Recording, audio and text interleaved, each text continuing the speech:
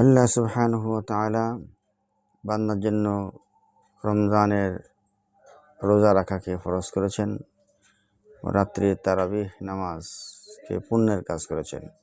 এবং রাসূল সাল্লাল্লাহু আলাইহি সাল্লাম বলেন, আল্লাহ রাব্বুল আলামিন মাহে রমজানের রোজা ফরজ করে দিয়েছেন এবং রাতের বেলায় দাঁড়িয়ে ইবাদত করা অর্থাৎ তারাবিহ নামাজ পড়াকে বিধান করে দিয়েছেন। রাসূল সাল্লাল্লাহু আলাইহি সাল্লাম ইরশাদ করেন, মান সামা রমাদানা ঈমানান ওয়া ইহতিসাবান গুফিরা লাহু মা তাকদ্দামা মিন যামবিহি ওয়া মান কামা রমাদানা ঈমানান ওয়া ইহতিসাবান গুফিরা লাহু মা তাকদ্দামা মিন যামবিহি। যে ব্যক্তি ঈমান ও ইয়াকিনের সাথে রমজানের রোজা রাখবে, তার অতীতের গুনাহ আল্লাহ তাআলা মাফ করে দিবেন। সুবহানাল্লাহ।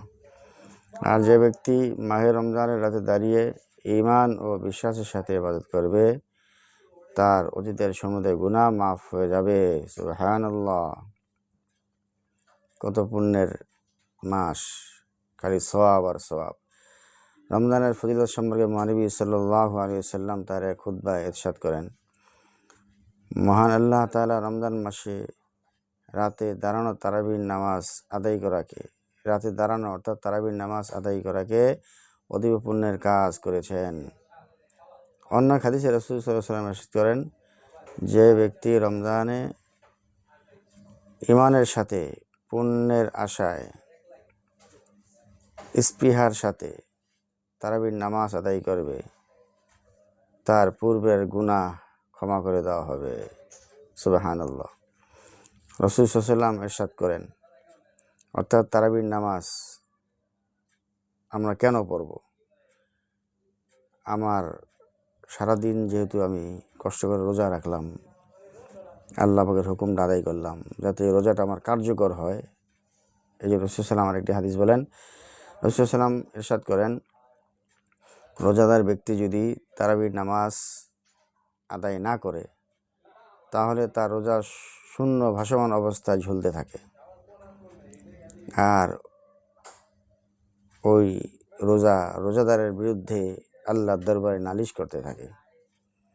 তাহলে আমি সারাদিন রোজা রাখলাম, রাত্রে তারাবির নামাজেরও ইহতিমাম করতে হবে। যেহেতু শাওয়ালের মাস, আল্লাহ পাক নফলের পরিবর্তে ফরজের সওয়াব দিবেন, আর ফরজকে 70টি ফরজ আদায়ের সওয়াব দিবেন। তাহলে কেন আমি পিছিয়ে থাকবো এই সওয়াবের থেকে? রাসূল সাল্লাল্লাহু আলাইহি ওয়াসাল্লাম বলেন, ওয়া হুয়া শাহরুস সবর ওয়া সবরু সাওয়াবুল জান্নাহ।